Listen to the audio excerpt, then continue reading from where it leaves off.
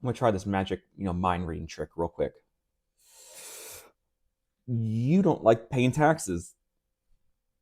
I'm sure I'm right. I've yet to meet anyone that enjoys paying taxes.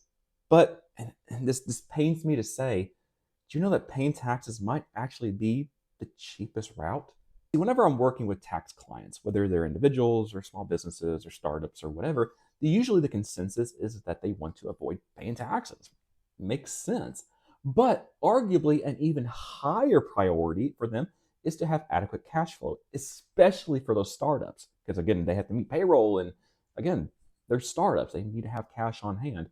And in order to ensure that they have that cash flow, that tax impact may be inevitable. And just to put this into example, let's say you have an income of $100,000. Now, to level the playing field, this could be through W-2 employment. This could be through self-employment. Maybe this is 1099 income. Maybe this is through your partnership or your corporation, whatever. Again, this is going to be applied to all of us.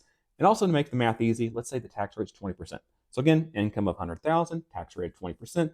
That means we lose $20,000 in this example to Uncle Sam. But again, I don't want to pay Uncle Sam $20,000. What can I do to reduce this amount that, again, I lose to tax?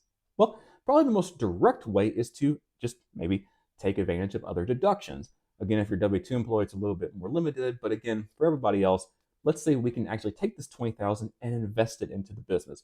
Maybe let's upgrade some of this equipment, the office, get some really fancy pencils, whatever. So what we could do is actually take the $100,000 that's subject to tax.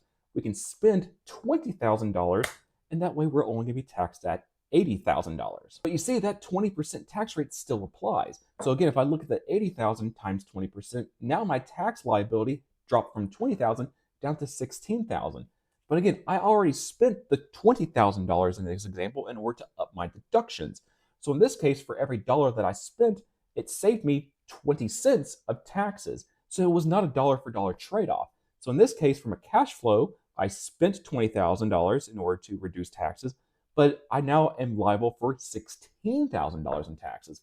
So again, I have to dig into this 80,000 that I had left over and take out an additional 16,000 in order to, again, pay off that tax debt. Depending on what your cash flow goals are, it very well could be the cheaper option to go ahead and take, say, 20,000 out of the original $100,000 of income and just pay off the tax.